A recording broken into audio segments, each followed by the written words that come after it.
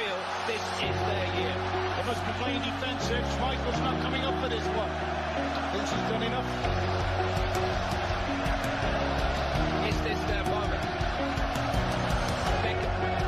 Into Sheringham, and Solskjaer's won it! Manchester United have reached the promised land.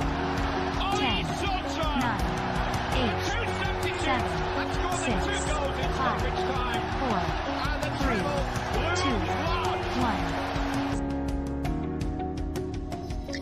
Hello and welcome to the United Community Podcast, and we're back with another episode on the back of a disappointing weekend for Manchester United, and of course we're going to get into it in depth. We're going to talk about Casemiro, of course. Big talking point, was it a red card? We're also going to talk about the potential handball and the penalty that United should have had, and we're going to talk about VAR and what a shambles it is and why is it so inconsistent, and potentially should it be gotten rid of, basically. We're going to talk about Arsenal as well. Obviously, they're showing real title-winning form. Great result for them on the weekend again, away to Fulham. We're going to talk about Chelsea. Also, have they turned a corner under Graham Potter? Has the ownership of Chelsea been proven right to stick with him? We're going to talk about Liverpool also. Back to reality for Liverpool was the result against United the week before. Papering over the cracks, basically, of the issues there. And we're going to talk a little bit about relegation and who we think might go down as well. Ricey's back with us. How are you doing, bud? All right, Jackie. How are we getting on? All good? All good, you? All good? All good, yeah, all good. Look, let's jump straight into it. Manchester United on the weekend, disappointing result against Southampton. Obviously, look, on the back of the Liverpool result the weekend before. 2 games, 1 point. What did you make of it as a game in general? Yeah, again, I only seen highlights of the United game, but look, if you're down to 10 men, you're going to realistically take a draw. United I don't think they played terrible as a whole. Sending off obviously killed it. You could see how good the players were themselves for Casemiro when he got sent off. It shows how big, or kind of the statement he's made with them already. Yeah. When they're awaiting the VAR review, the players, when the ref signaled that it was rescinded yellow and straight red, then the players gathered around him. They were gutted for him. Give me your opinion on it. What do you think it was a red card? Yeah, I don't think it was like far from intentional, but look, that there shows itself. I know sometimes when you show a still image or slow it down, it looks a lot worse, but if you actually even watch it in normal time, he doesn't dive in with 2 feet, but he actually leaves the ground where his left leg there is kinked, bent backwards, all right, but he's still, for a split second, his whole body is off the ground and he lunges into it. He was not in control fully of himself. It was unlucky that he hit the top of the leather of the ball and came over it, but that could have been a very, very ugly injury there. Yeah. I don't think there's any arguments. Maybe United fans are saying harsh and all this.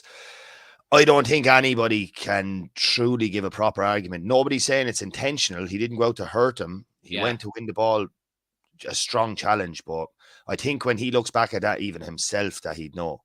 Yeah. No, I agree. I think live when it was happening, I said, no way.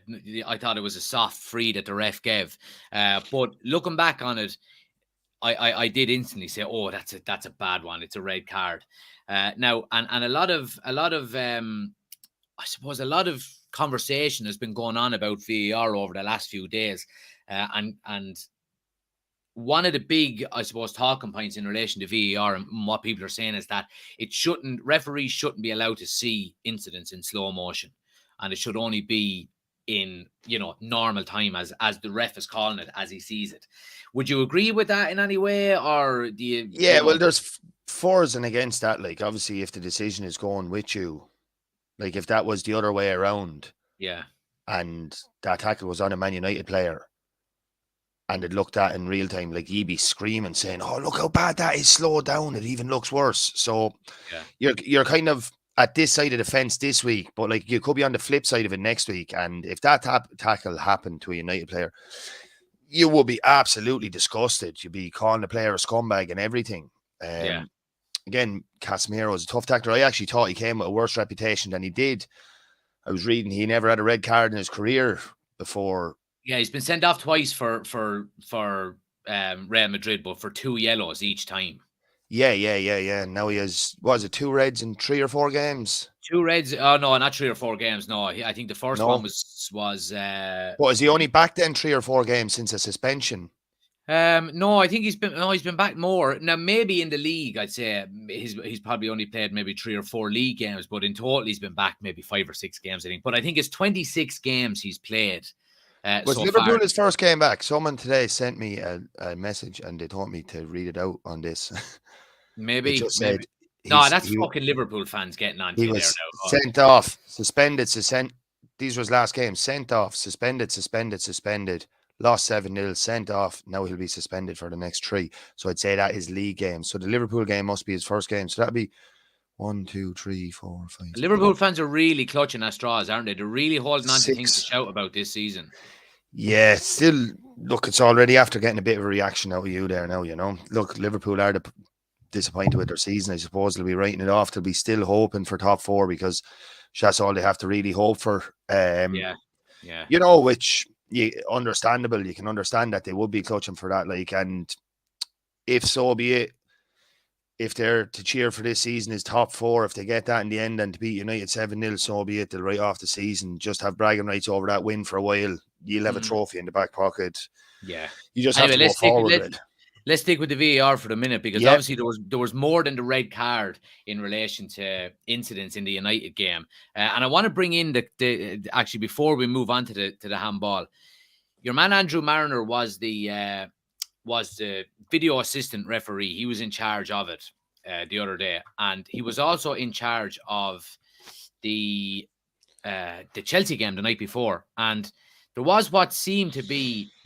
Now, I don't want to be looking at this from a United standpoint, but if you're looking at it, the challenge on João Felix looked a lot more intentional. It looked just as bad as Casemiro's, but it looked a lot more intentional, and he didn't even get a yellow card. Yeah, that is consistency, really, isn't it? That it is consistency. It is consistency, and I was reading up today that your man Dermot Gallagher, or so, I know he's not always correct or anything like that, but they were kind of saying it's very hard. It's different, like when they're looking for consistency from a referee throughout 90 minutes of a game. Every game is different, so you're going to have different actions, reactions, different situations. It's very different. It's very difficult to have refs consistent with each other throughout the whole board, if it makes sense, that like they're all different personalities, different. There's a set of guidelines and a set of rules, but like different refs will interpret it in different ways. I know it'd be in an ideal world, like everything would be fully consistent, but it's never going to happen two-way. They're not robots. Everything isn't always black and white, and it has to be made a decision on the spot. That's the whole reason VAR was brought in, to try and rule out human error. But sometimes it seems to cause more issues than it actually settles, because it kind of goes into such detail on it. Like, it's not too bad with offsides because it's black and white. They can put that line across and they're either off or they're not. Whether it's off by 2 mil with their knee, they're either on or off. Yeah, I know what you mean. Tackles and things like that. That one was very bad on Felix of Chelsea. That was a very bad tackle. Again, I don't know if that was so early in the game. Shouldn't be any excuse for it. Yeah. But he was caught nastily, and it kind of went down the leg almost. He started up kind of halfway down his shin and ended up at his ankle. It was a nasty one to get. Intentional, I don't know. The reason why I would probably say intentional maybe not fully intentional, but more so, is that Felix has passed him with his run, and he's going away from the ball is going away from the player, and then he sticks the foot in. You know what I mean? Yeah, it's crazy place even to be putting in a tackle like that, you know? Yeah. But I do know you can be. And what did you say? That Mariner was on, he was in the VAR office on both? On both, yeah. And can they go to VAR without the ref making a decision? Because again, I watched Dermot Gallagher earlier on, and he said that the referee waved that away straight away, waved it away. Yeah. He said the fourth official was in a much better view of it, and he doesn't know if they're talking on the headset or not. But he said the ref straight away waved it away as in. Yeah, I think VAR gets involved if only if it's a clear and obvious error. You know what I mean? That phrase keeps getting thrown around. Now, I do know that VAR gets involved if you're going to upgrade a yellow to a red. But if there's serious foul, if there's serious dangerous play, I think they can get involved as well. But it's just the consistency of it. You know what I mean? Yeah. That's so frustrating. And look, not just from a Manchester United standpoint. If I was Bournemouth or West Ham or, Nottingham Forest fans, I would be livid over what happened in Old Trafford as well, because you're looking at Southampton getting a point and fighting in a relegation battle where there should have been a clear penalty for United as well, which we're going to the handball. The handball. Yeah, I mean, talk to me about that. Obviously United fans were going to get very passionate about it. How is it not given? Yeah, I know. Look, just from playing football, I kind of do some mad things from time. Like the ball might be down there and I might dive down low to header it, instead of, it's just kind of instinct. You're not even planning on doing it. I really don't know. Like, he's in his own box here. What is he doing? Like, and he actually has a whole look of guilt about him if that clip there could play. Like, he lifts his hand up straight away and looks, to kind of say that wasn't intentional. Yeah, straight away to kind of say. So he would have known himself, felt that hit his arm. Yeah. It wasn't his hand. I think it hit his upper arm. Maybe it hit his bicep and then hit his chest after. Yeah. But it clearly has an effect on where the ball's going, because if he had his arm up like that the whole time, the ball either would have went straight past him or just take a slight deflection off the side of his chest, of his kind of torso. I do think that was a penalty. And what makes it frustrating, I mean, you look at Wout Weghorst behind him. Wout Weghorst has his foot out ready to take a first touch, you know what I mean, on the penalty spot, and the ball is clearly stopped from getting to him by a hand. It's a frustrating one. It really is. And that changes the outcome of the game. That's before Casemiro gets sent off. It is definitely. You're going in then at half time. I just seen the time on that there. I didn't clock earlier on what it was. I see 42 minutes or something, was it? You're going in on the stroke at half time then. 1-0 up. Tails are up. You're going to come out. And what's that thing before? United have never been leading at half time and lost a fixture in the Premier League. Isn't that correct? Yeah, United have never lost a Premier League game going in at halftime with a lead. United in the match, I felt, were comfortable enough. What way did you think? So like it was a kind of a typical first half performance by United. I thought we started very well, created a couple of chances. Unlucky maybe not to get a goal. I'm worried about the lack of shots we're taking. I'll get into that in a moment. But kind of the more the first half went on, the more Southampton got into the game. I think maybe after about 20-25 minutes, they looked like the better team for maybe a 10 or 15 minute period. After that, when we actually went down to 10 men, I think we went down to 10 men or in around the 35-minute mark, we actually played our best football after that. And we looked our most dangerous, creating chances. Second half, I thought United were very resolute. I have to give big shout outs to the defenders and to David De Gea. Made some very good saves and we kept our shape very well. It's frustrating that we got someone sent off so early. But I think... Southampton did come out and they had their fair share of shots and things like that. Their tails were up for a while, but like they weren't putting many of them on target. They weren't... No. Well, I if you look at, I was looking at some of the stats today, and James Ward-Prowse had the most interceptions, the most passes, most chances created. He basically dictated the tempo of the game. And if I was Manchester United or Eric Ten Hag, I'd be going in the summer. I'd be testing their resolve for him. I'd be saying, let's see. Even if they don't go down and they stay up, I think he could. I think he's a fantastic footballer. I've been saying it for a few years now. He's got a great set piece on him, but. Look, United were unlucky to go down to 10 men. I think in hindsight, looking back on it, probably not the worst point. You know what I mean? It could have been a lot worse. Look, if he had come back, I know he had a good win there midweek and it was grand to get the tails back up and, ideal fixture really to come back into. Yeah. Betis are a decent side. They're doing all right in the Spanish league. Again, I think it shows the absolute difference between the Premier League at the minute and the Spanish league.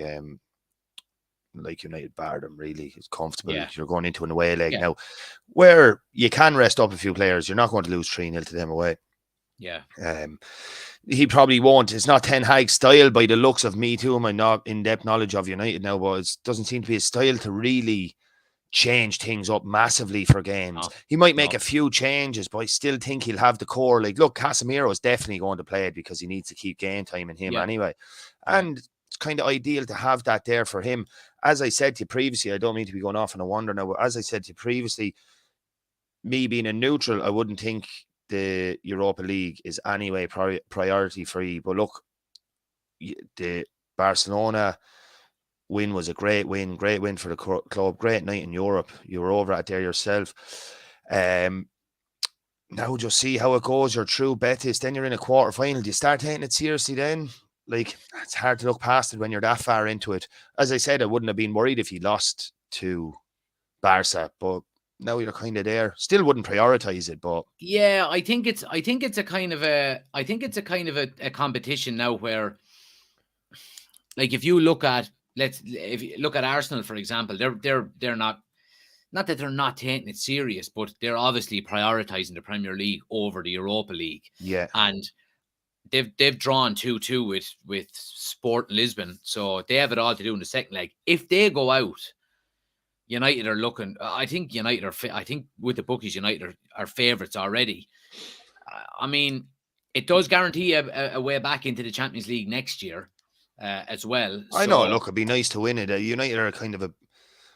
I think it would be a fantastic achievement for Ten Hag to win a European trophy, albeit it's not the one you want to win, but to win a European trophy and a domestic trophy in his first season, I think would be a brilliant achievement. Yeah, it would. Look, it'd be good for the club.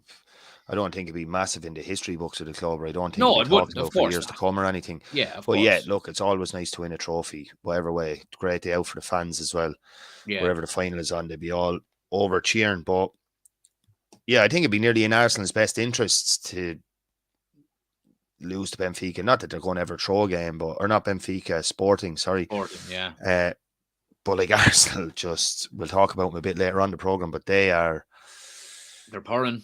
Oh, they are. Yeah, they're pouring. Well, the one thing I would say about United, and I want to just bring up the league table here as well really quick, because, top four is not all guaranteed for United yet. There's a lot of work left to do in the Premier League. You look at that league table there. Spurs are 2 points behind us. Okay, we have a game in hand. It's crazy. It's crazy with Spurs. Like, if I envisage Spurs season, you'd be thinking Spurs are around 7th, 8th in the table. It's crazy to think they're even up that far, and they've had some horrendous results this season. And anytime they seem to get a tiny bit of momentum, they go a step backwards. Yeah. Like Son is having one of the worst seasons of his career, albeit he scored at the weekend. Like, they're still kind of clutching and hanging in there. Newcastle kind of fell off the boil a bit there, right at the wrong time, in around the time of the Carling Cup final. Like, maybe even on that day, maybe the occasion got to him a bit. Another keeper was out, but you can't fault Karius on that day that was in it. He was probably one of their best players.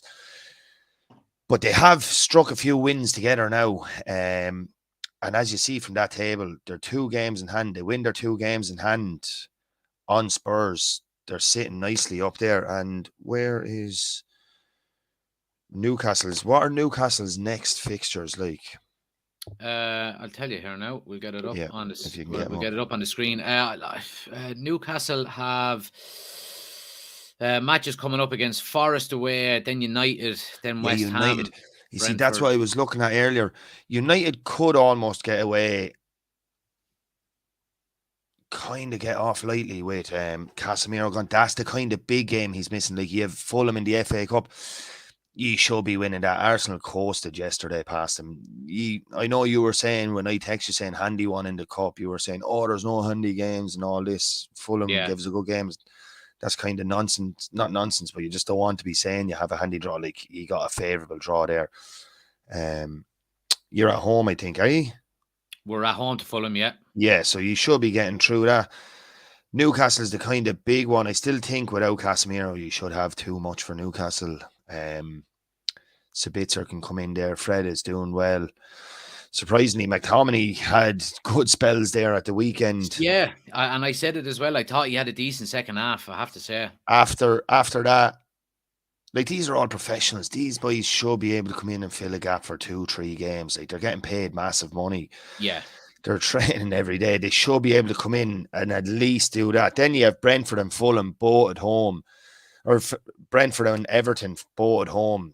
You should be 6 points out of them. I know Brentford are a decent football side and all, but like, for what you're aiming for, I think you should be looking for 9 points out of your next 3 games. You'd probably take 7, but I think you should be looking at 9. Like, realistically, you'd take a draw away to Newcastle, I think, because that'd be stopping them gaining an advantage on you anyway. 3 points would be brilliant because it'd be a real let me ask you a quick question on the red card for Casemiro. Would you, because United have the option to appeal it? Okay? No, they didn't appeal it today. Oh, did they not? No, they did. They said they're not going to appeal it. If they appeal that, no way. Well, if you do appeal it, that'll go to a 5-game ban if you lose. Yeah, and your 5th game is Nottingham Forest. Why would you appeal it? Because you could get rescinded. You couldn't. There's no hope that's getting rescinded. You seen the tackle? I know, but there's just been. I'm just saying what The referee here, Cluan Otto, was a referee in FIFA for 28 years, and he said it's a penalty. Yeah, there we go. There we go. So just finally on VAR then, what should be done with it? Would you like to see VAR gone? I think there's a lot of calls. No, I think VAR was something that, in my opinion anyway, that once it was brought in, I don't think it's ever going to go.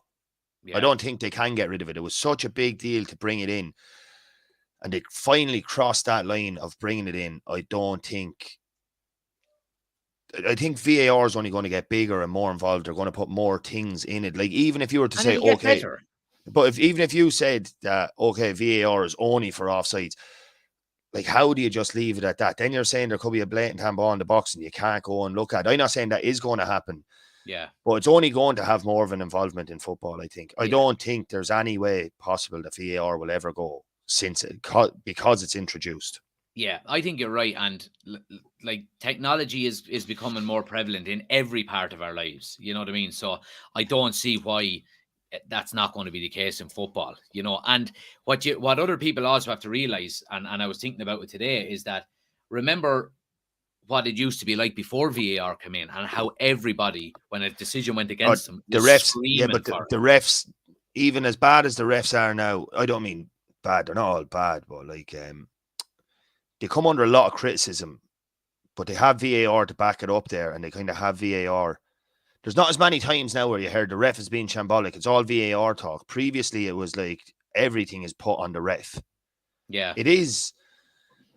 It's such a big industry with such a big following around the world, millions watching every Premier League game, and it's very difficult to pinpoint that on one man in the middle of the pitch. I know he has his 2 linesmen and his 4th official, but you need, when the use of technology is there, I'm not saying I agree with everything VAR does, but when the use of that class of technology is available, you can't not use it. Yeah, I agree. Like, there's too much riding. There's too much on the stakes of every game. There's, like, the money that's generated from this alone. I know it's not all about money, but the money that's generated from these, like, football games and everything, there's too much at stake to just put a game of that magnitude down to human error of a referee, and he has no backup from video evidence. Yeah. I get you. Yeah, I know. I agree with you. I do. I don't agree. As I said, I don't agree with everything, but I just think now that it's in, it's never going to go. Yeah. Who'd make a call to say VAR is going? Yeah. Like, if it went, it could never come back. Yeah, and I was even reading something during the week that there was a suggestion. Was it Arsene Wenger maybe that was saying it? Because he has a lot of these kind of alternative views on how the game should be played and different methods and stuff, that he would like to see 2 referees, 1 in each half. Yeah, I don't know. It's getting very political then, isn't it? You'd have more referees on the pitch than players. Jeez, KDL games would never go ahead. Much hot drive in the middle of the park, never moving out of it, he isn't. He'd be having a cigar sitting up on a high stool at one end. Yeah, I but wouldn't anyway, agree look, with 2 refs anyway. No way. yeah, look, Just looked terrible as well, wouldn't it? yeah. Well, then what happens? What happens if it's on the halfway line and one ref blows and the other ref doesn't? You know what I mean? Which one do you go with? I don't know. Look, there's going to be controversy about. But look, I do think VAR is here to stay. I don't dislike VAR. I think checking every goal is what I don't like. You know what I mean? Now I know it's there for goals, but if it just nearly takes the celebration out of it, doesn't it? You know, like Yeah, you're it does. you're It's a half killer in that sense. celebrating, and It's a killer in that sense. And it's just crazy to think, like, remember the World Cup? There was 8, 9, 10, 11, 12 minutes being added in a game. Well, how did that just stop all of a sudden? well, Remember they were saying, that was I know, FIFA. yeah, but remember they were saying, oh, some Premier League games, the games actually average, the ball is in play for 81 minutes. Yeah, well, there was a Like, report this week it's, suggesting that the Premier League are going in that direction from next but season. There's going I to be don't see, massive added going in time. that direction. I don't see when it was trial and tested at the World Cup. I don't see how they're like, I mean, yeah, we'll do it next year. how hard is it for a fourth official to have a stopwatch in his hand and just click it on and off every time the It ball doesn't goes out even there? need, the fourth official probably has enough to be doing without that. They Well, could I have, know that. they I know have that, someone up in a box up in the somewhere box, that's like, exactly, and you like, have a they countdown have timer. chips and balls and everything now. They can have it so that it's, you know, like mathematically done some way. Yeah, Look at yeah, rugby. it's I yeah, know exactly. it doesn't Clock may on, not clock go out as off. much, but rugby stops a lot as well. Rugby It probably does. stops as much as football. Yeah, it does, but you get a lot more time out of it then as well. You know what I mean? Yeah. But anyway, look, let's move it on. We have enough talking about United now. Let's talk about potential new Premier League champions, according to Ricey. Yeah. Arsenal, great result for them on the weekend. I have to say, and I say it most weeks, I'm getting more and more impressed with them as the season goes on. No, not letting you. What are you on about? Don't be getting your hopping on an Arsenal bandwagon there now, yeah. Get stuff now. I give him credit for playing well. I always say I don't want them to win the league, or I don't think they will still win the league. But And as you the hate weeks them. go on, they're convincing me more and more. They're growing on you. They're growing on you. They're not growing on me. They're not growing on me. I have a very impartial judgment call to make here, right? And I'm saying they're playing good football. They're winning games. They're winning They games are, different and to ways. be fair to Arteta, like he made some astute signings like that have, like, when you look at like Zinchenko there, and you see Man City. I know he was kind of tried and tested at Man City, but you wonder, was he ever given a proper chance or run in the first team? I know he had games and plenty of appearances, but like City are playing like centre halves. They're playing Ake, or what's that other guy's name? Akanji. They're two natural centre halves, and they're playing him left full. Like Zinchenko, I think, has been a bit of a revelation. He seems to be a good character to have around the place as well. They all kind of like him. Even when they're playing City, all the players were coming over, hugging him after the match. Yeah. There's another man, Jesus. I know he's been injured, but like they're marking this to like a new signing, him coming back. He seems to be another great character, kind of loved around the place. You'd see when he came on the other day, he had a bit of kind of razzmatazz to him, a bit of buzz, and I would have been delighted to see. He had this kind of, he turned with the ball, kind of a back flick, did a 1-2 with, what's your man's name? Vieira, kind of a 1-2. Vieira kind of ran in from the halfway line with the ball. Jesus did a flick, and he played it back to Jesus, only it was a kind of, was a stinker of a shot then. Very tame shot at the keeper, but it would have been a great goal. He did a lot of tracking back. I know it was kind of more of a cameo appearance there coming on. What a game to come on in. Like they're leading, but does he come back into the team, Ricey, or does he have to earn his place? No, he'll have to earn his place back into the team. There's no one that'd walk straight back into that Arsenal team when they're top of the league. I see, just have noted down here that there are 5 wins now in a row in the Premier League, 15 goals in the last 5 games. Yeah. So now they've had 3 clean sheets in that time, but they've no problem scoring up at that end. They're definitely 100% playing the nicest football in the Premier League this season. Oh, yeah, absolutely. I agree with you. Yeah. It's real fluid, very nice. Odegaard, absolute baller. Yeah, Odegaard's the best creative midfielder, in my opinion, in the Premier League on current form. The same way that Rashford a few weeks ago was one of the best players in the world on current form. Yeah. Not saying Odegaard is better than De Bruyne or anything like that, or Fernandes say necessarily, but like currently at this moment in the last 5 games, say he's such a good shrewd move as well, making him captain. Yeah. Xhaka has come into a life of his own there, kind of with that weight off his shoulder. Partey is someone for me who should get a lot more praise than he does. He kind of goes under the radar there. Like Casemiro kind of takes a lot of the praise for that role, and Rodri and these lads, but Partey's doing a fine job there at the minute, I think. Yeah, no, I agree. They've got great balance in their team, I have to say. Even signing their Trossard, Hattie of assists at the weekend, like hat-trick. And they were good assists. He's good vision. That one that he pulled back across the box, clipped into Odegaard. Odegaard had a bit of work to do now, sold the fella and then buried it. Yeah. It's a lovely goal. They're playing very nice football. Confidence is beaming. That's not an easy place to go. London derby across the road to Fulham. Fulham are playing well this season as well. Fulham are decent. They're holding their own. They're not really mentioned too much around relegation or anything like that. Arsenal made light work of it. They made it very easy. I tell you, they've now games coming up. They've Palace, Leeds, Liverpool, West Ham, Southampton. This is where it gets tricky. They have 5 games coming up. Pool looks to be the toughest of that. The rest of the teams... Is that in Anfield? I think that's in Anfield. And the rest of the teams there are in the bottom. They're from 13 down. Yeah. 14 down, 13 down. And look, if they can somehow get maximum points there, the Pool is a difficult, no matter how well the Pool are playing, that's a difficult fixture for any team. Oh, really? Tell me about it. No, but like for any top side going to it, I know we say like when United play Liverpool, form goes out the window, which that just shows that it does go out the window. It's a big game. But they won't fancy going there. But their next 5, like bar that game, they have 4 winnable games there. This is where it gets mean for Arsenal. Arsenal come into, after them 5 games, City, Chelsea, Newcastle. 3 massive games there. If they can still be ahead of City at that point and beat City on that game, I think that's their season. Like City, Chelsea, Newcastle. Again, Chelsea, no matter what form they're on, that's a London derby. Big derby. Like scrapbook, form goes out the window.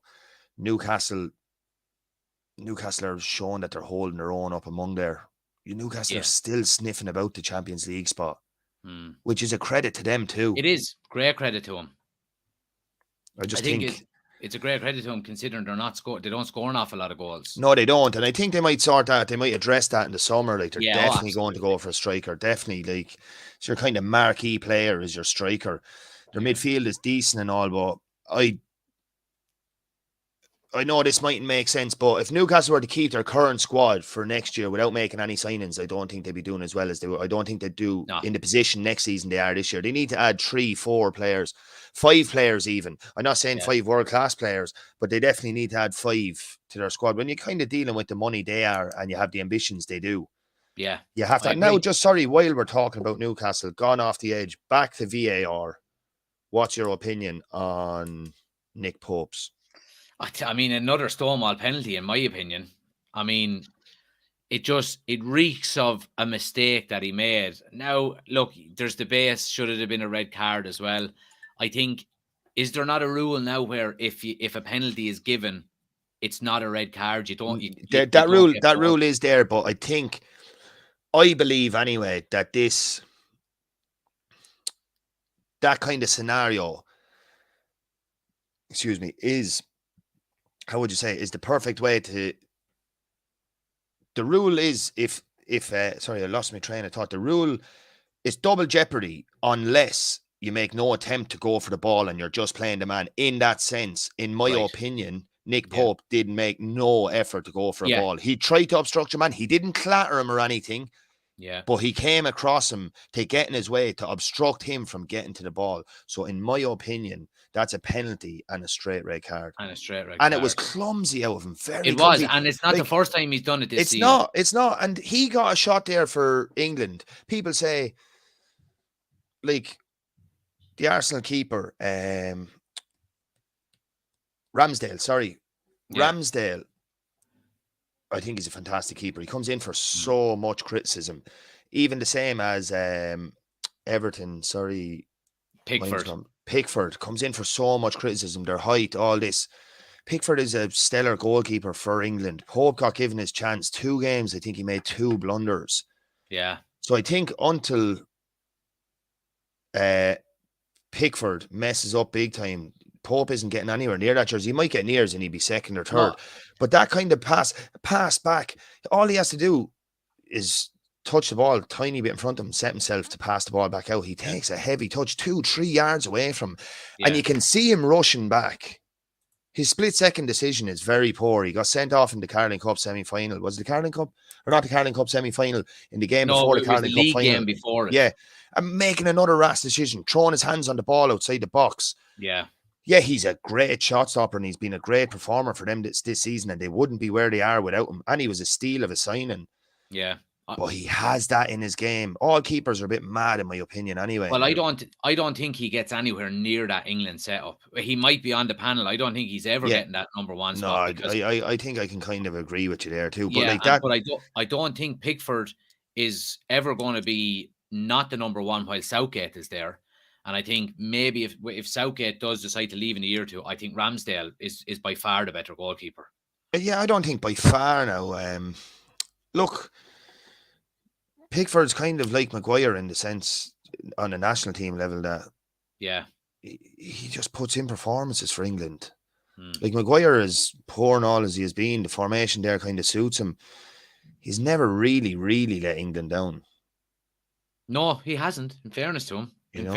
And but yeah, look, I know it's looking good for Arsenal. I know a college friend of mine, John, is a big Arsenal fan. He's from London. He listens to the podcast. So, but yeah, like I think I agree with you on what you're saying in terms of their fixtures. I think if they're ahead of City going into that game against them and they beat them, I think it's game over. Yeah, you see, and look.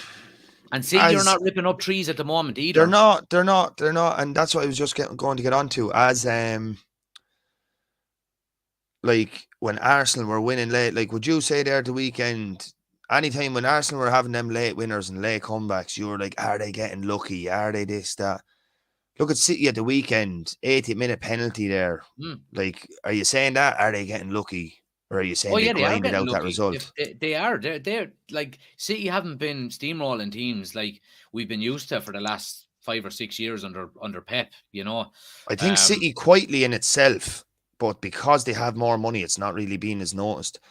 I think City are kind of in a period of transition almost themselves. Oh, absolutely. Yeah, absolutely. And they're still fighting up around there. That's the killer. They'll get the game ball back on next season. But Ricey, it goes back to what we were saying last week. If Arsenal make an arse of this and don't win the league this year, they could go another 10 years without winning one. Because it shows they're having the best season they've had in 20 years, and City are having a bang average season, and they're still there. Yeah, and it goes back to a few seasons ago when Liverpool were on top. And they should have made more signings. While they were on top, should have just kept improving. So that's what City are doing. City had no problem getting rid of Sterling there during the summer, you know. And Sterling was a phenomenal player for him over the last few years. Had no problem telling Cancelo to pack his bags there during the summer. And I'm not saying it was the right decision by any means, but maybe he has something with an attitude or something with... He's not ripping up trees there for Bayern. And I seen that Bayern have stated that they're under no obligation to keep him in the summer. Yeah, well, there you go. You know, so like there's a lot of them things that you don't see. That's what I mean. There's a lot of things there you don't see. Like obviously Pep seen something, he had no problem shipping him out that quickly. But sure, he done the same with Sané a few years ago, didn't he? He just, you know, and Sané was. Now I think Sané more so wanted to leave, but but he still got rid of him. And as like, but sure, look, when they go to German league, you don't hear much about him. Like I haven't heard anything about Sané. I could tell you there now, Sané's done nothing since that, and you could say, well, he's won 3 German Cups and 3 leagues. Yeah. You know, so I don't know what he's at, but like, he's not in any limelight anyway. No, he's not. He's certainly not on our spectrum anyway, that's for sure. Let's talk about Chelsea. Yeah, go on to Go on, Chelsea. sorry, Yeah. if you got something. No, I was finish just up. going to say there when we were just talking, we can talk quickly about the pool before we go on to Chelsea. When I was saying there about Go for it, Liverpool didn't make their signings a few years ago. Like you see there, just City reigning Premier League champions going through a period of transition with selling plenty of players. Like even Bernardo Silva was kind of linked to a move away all summer, and then he started playing a few games, and they have such squad depth there, and they're starting to kind of clear out some of the older guard. Yeah. And I wouldn't necessarily say getting younger. I don't believe when you have big squads like that. I don't like seeing centre backs fill in as fullbacks, because fullbacks nowadays is kind of a pure talent on its own. That it's like teams have them so attacking and all. I know the City fullbacks would still be getting up, but I don't really like seeing the centre. Like it's a very defensive aspect for me, I think, when you're putting your centre halves out left full. And a team of City's caliber shouldn't be just having lads covering filling up centre halves having to play left full. Yeah. They play that lad Lewis there now, I see a good bit. But they're in that period of transition, still up amongst the mix. When Liverpool had that a few years ago, they didn't stick to it. So they're going through a kind of period of transition now, and it's after affecting them a lot more. As we've seen, form went out the window there against Manchester United. They obliterated them. We know that. But geez, then to go back and lose to Bournemouth. And you would have to say that, like, what an ideal fixture to follow up the United game. Kick on. Like, just a kick on. I know Salah missed a penalty. I seen it there. Like, I think for a Premier League player on that much money and everything, you can't be not hitting the target. He missed it by a mile. He did. And it wouldn't have been a lack of confidence or anything. He sent the keeper the wrong way and everything. Yeah. I don't know. He hit it wide. I did see that game now, and Liverpool were all over him. Like, if you looked at just even the stats don't matter. There's one stat that matters, and that's goals. Who puts the ball in the goal more? That's the only stat that matters. But just when you're going into all this XG, goals, shots on target, passes, passing the final third, Liverpool murdered them in every sense of it. But they couldn't put the ball in the net, and that kicks them back. Because you would have been banking on 3 points there for that top four. And you would have think the United game was... I'd say Liverpool fans, it's a very, very, very frustrating season for them. I'm delighted by it. I had a list of lads that I had to give stick to after that game the other day, and it was given. So I tell you, I sold your father. I put me and my missus into the last man standing. Sold your father one. First weekend, Booter's last man standing, 200 gone out of 320. On Liverpool? I'd say United. Oh, United at home to Southampton. Well, Ricey, I went with City and they only scraped by. Your father texted me the next day. He's like, Ricey, I'm gone before I even got to pay you. He fucking won't pay you now. That's the problem. Oh. Well, I want to ask you a quick question about Liverpool, because there's been talks now about obviously a rebuild in the summer. The owners have basically come out and said that there's not going to be huge investment put in. They're looking for a minority investment into the club as a partial owner. There doesn't seem to be any rumors about that happening anytime soon. And there's been talks of potentially they need to sell to buy. Now, I have been looking at some articles, and John Aldridge has said today, he's talked about Mo Salah specifically, and he suggested that Jurgen Klopp could potentially be forced to cash in on Mo Salah if they want a major rebuild in the summer. I'd like to get your thoughts on it, obviously, again, because you're the neutral. I think Liverpool... But given his age and given maybe how long more you could potentially get out of Salah, might it not be a bad idea to maybe cash in on him in the summer? Yeah, I think it's a dangerous game. Like, I know a lot of Liverpool and a lot of my friends are Liverpool fans. They've been disappointed with Salah, and Salah still put up a few good numbers this season for having a disappointing season. Yeah. But I think he just sets such high standards that's what Liverpool have been accustomed to, and that fluid, free-flowing football of the three lads up top in recent seasons, and it's just not really clicking. That we can see it in bursts, like against United and some games like that. Like when Núñez is on fire, by God, he's a hard player. to stop. Like he is. Yeah. He's a big man. He's And he's able to move for a big man as well. He is, and he has plenty of tricks and flicks, and he scores nice goals. Everyone knows what Salah's about. I would like, if people are saying is Salah past it and all, I don't think he is. Definitely not past it. We see he still has it. Maybe could be something to do with motivation. I'm not saying it's anything to do with his love for the club, but I do think if you were to cash in on Salah, this season is the season that you'll have to be cashing in on him. Other than that, yeah, keep him. I'd like to see Liverpool keep him. I'd like to see him still in the Premier League. Yeah. But if you're saying, I don't know, I didn't hear now, if you're saying they need to sell to buy. Now, that's just a talk. Now, I'm just going off a paper talk here now as well. Yeah. I don't know. He definitely wouldn't be on my first player to be getting rid of out of Liverpool. Like, Liverpool still have the spine there of a good team. There is people probably, like, you'd be thinking the likes of, you obviously wouldn't be getting rid of Virgil van Dijk, so don't pick me up wrong on this, you know. Yeah, but like, yeah. He probably is, as much as I wouldn't like to admit it, because I think he's a fantastic footballer. He's probably past his best days. That's not to say he won't have. It's not to say he won't have great days in the future, but he's like after losing a turn of pace by the Virgil of 2 years ago. Like, he got done with that bad injury there. Pickford, was it that done him? That's right. It's a tough injury to come back from any age, but especially when you're hitting your 30s, it's a more difficult. Just to be playing at that level, like, you're playing against Premier League strikers like Haaland and these lads that are coming in for millions. Ricey, talk to me about that Bournemouth goal on the weekend, because you're a centre back and you've seen, like, obviously, you know, Van Dijk going to close him down. He just stops. From what I kind of get from it, did he think that maybe Robertson was in a better position than he was? But he just seemed to give up nearly. Yeah, he did seem to, like, it's been a trait of his that was so good over recent years, was like the organisation, and he's still well able to command, but it's just like it's like he loses that small bit of focus at certain times now.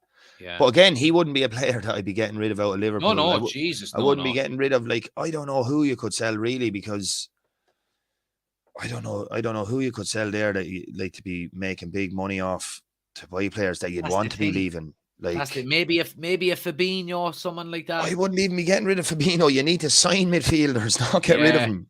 Yeah. And Fabinho's only 28, I think. Would you be worried if you were a Liverpool fan? Not in terms of, you know, because they're obviously they're full of confidence over what they've done over the last few years, and Klopp is still there. But if you were a Liverpool fan now going into the summer, hearing these kind of rumours that there might be as much money there as you think, would you be getting worried? Well, yeah, you mightn't be worried. Yeah, you'd be disappointed. Like, it's just it's kind of nearly like the owners be saying, lads, we had our day in the sun. We're going to try and get back in there, but it's not an immediate plan. I think while they have a manager of Klopp's caliber in there, they should be going all out.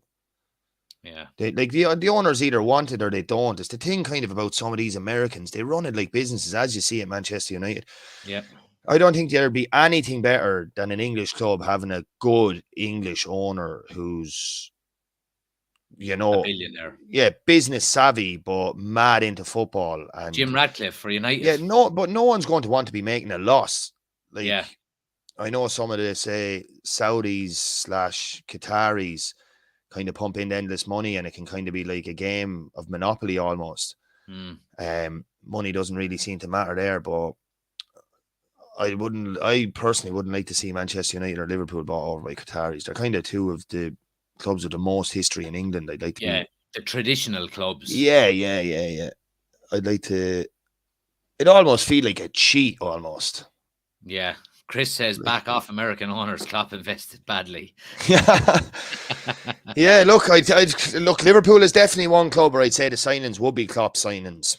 Oh yeah, absolutely. Like, absolutely. You look at other clubs and you'd wonder how many of them are, but I'd say Klopp has good control. No, he's done savage business there. I mean, he has done savage business. And Andy Robertson, he got him for 15 million, like. Less. Yeah. He got him for 8 million, I think he got him for. You're right, yeah. But at the time, and I know lads that were saying, why the F are we getting him? He's after coming from relegated Hull. Yeah. And Klopp kind of spotted and brought him too. But even then, you look at the game over the weekend, that Bajatic, or however you pronounce that, and Harvey Elliott both started in the midfield. Like, you're one of the best clubs in the Premier League. And if you're one of the best clubs in the Premier League, you're one of the best clubs in the world. very, very inexperienced midfield there playing. And You're not going to put too much more experience if you're going to put Jude Bellingham in beside the two of them. But you're bringing on James Milner then in the 62nd minute or something like that. He's your second substitution to come on. I know he's been a stalwart and all that, but he ain't changing no game. He'll give you everything, but no, it's like us bringing on Scott McTominay. Yeah, I think it's even further down the line than that now, to be honest. Yeah, well, yeah, I know what you mean. Let's talk about Chelsea real quick then as well. Obviously they had a good result on the weekend for them.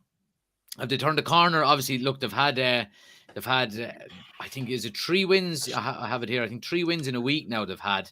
Yeah, Chelsea have 3 wins on the bounce, and I was just looking into Chelsea there a bit. Their starting lineup now, it hasn't been exactly the same for the last 3 games, but they've went with a different tactic. They've went with a 3-4-3 the last 3 games. Before that, they were playing a 4-2-3-1, and they kind of have a back 3 now of they've Koulibaly and they had Cucurella there the last 2 games. Yeah. And who was on the right? But they're after kind of getting a bit more. James is back as well, is he? Reece James was on the right wing back. Not the last day now was Loftus-Cheek, but or maybe he was the last game in the game. 2 games before that was Loftus-Cheek. Then you had Chilwell was in there at left wing back as well. So they're after kind of getting a few players back.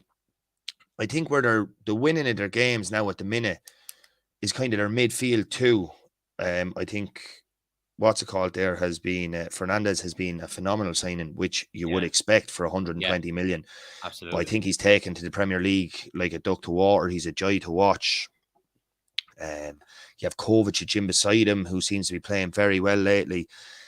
They have a front 3 there. I still don't believe Havertz is any answer to him. I don't know how they spent all the money they did, but didn't get a 9. I think they've that boy coming in the summer. I seen it was in the chat. Yeah, Chris even said there, and Nkunku is coming during the summer. That lad is absolutely dynamite pace.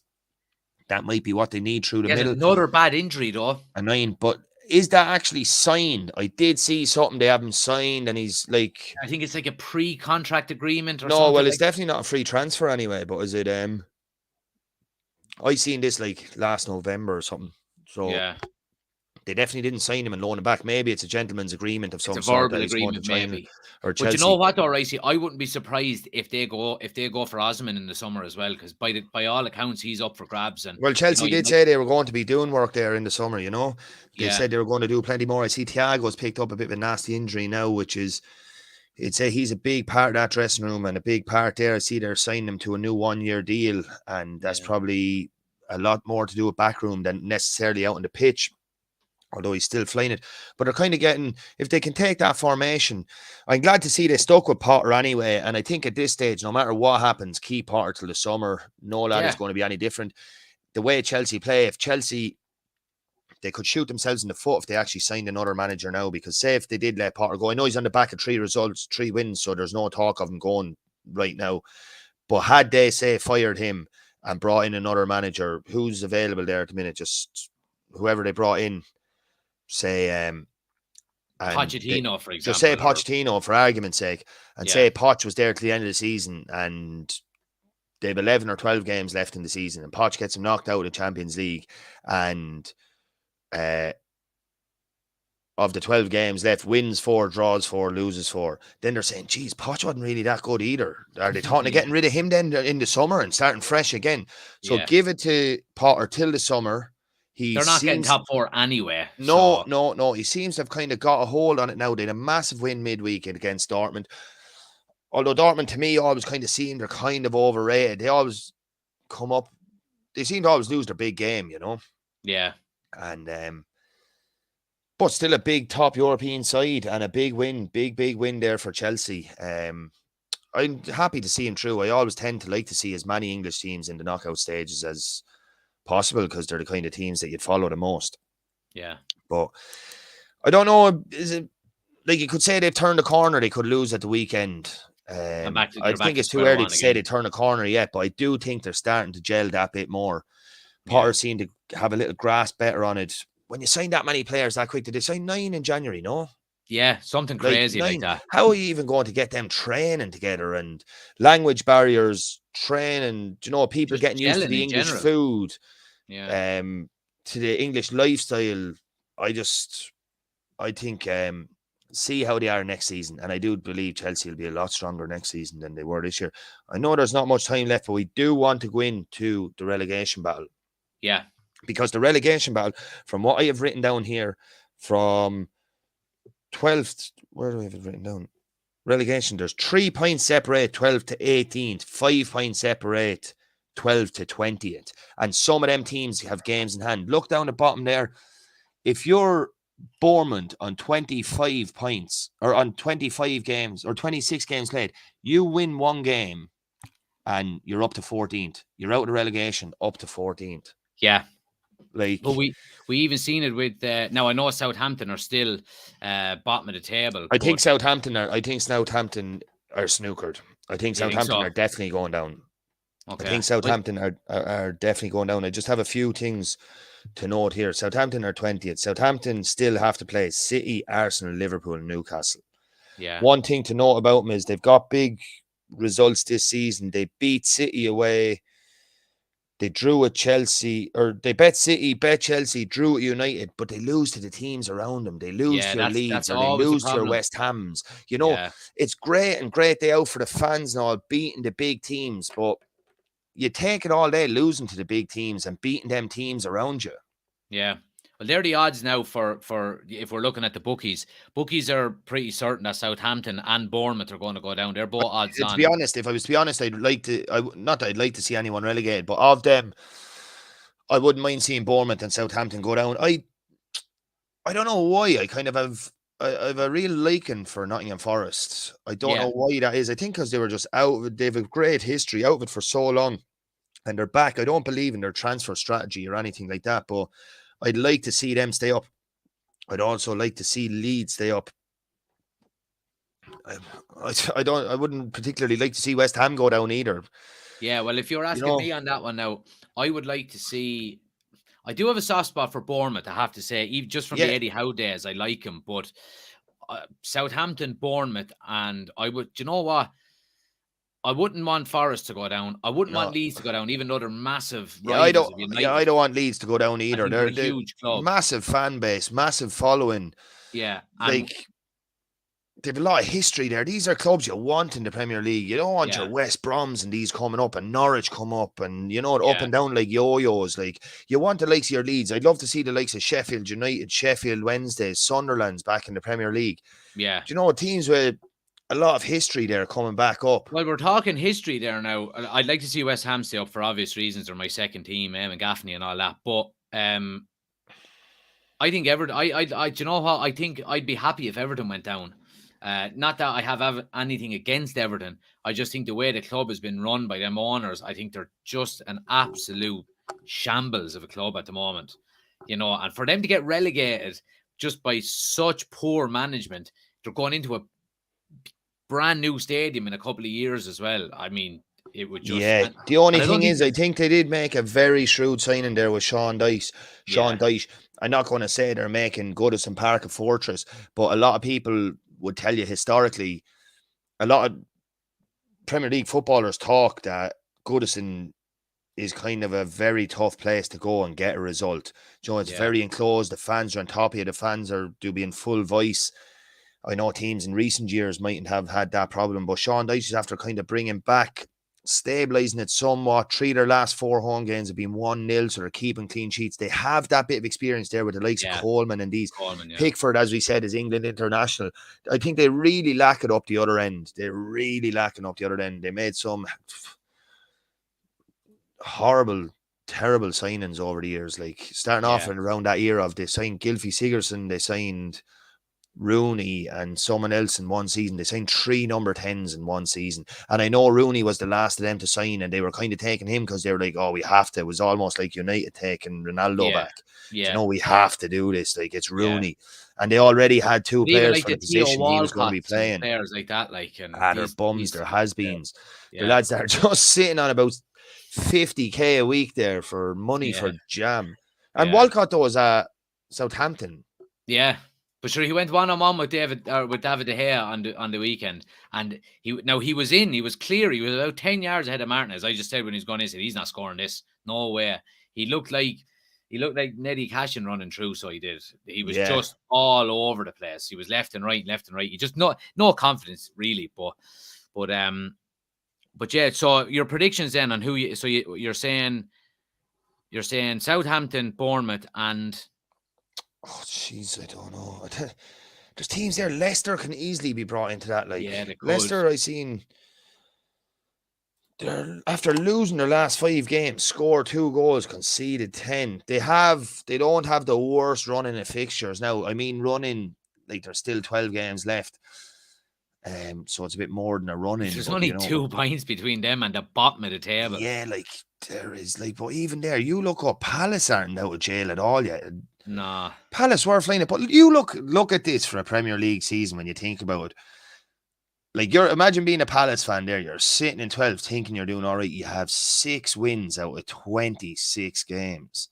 Yeah. I know you have a hell of a lot of draws there, but like 6 wins out of 26 games. These players getting paid millions. Yeah, Zaha thinking he's the man and wants a big money move. I think his big money move now in England is kind of past that date. Now I do think he's a phenomenal player, but I just don't think. Nah, I think any of the top 4. I think any of the top 4 would take him on a free transfer, or top 6. Any of them would take him on a free, but I don't think anybody be going out paying 50 million quid for him now. Chelsea might. Newcastle will be a right space for him, I tell you that. Maybe so. Right, Ricey, will we leave it there? Yeah, Jack, we'll wrap that, all right. Yeah, no bother, man. I appreciate you coming on as usual. And to everyone else, guys, thanks a million for listening and watching. If you're watching live, please do give us a thumbs up.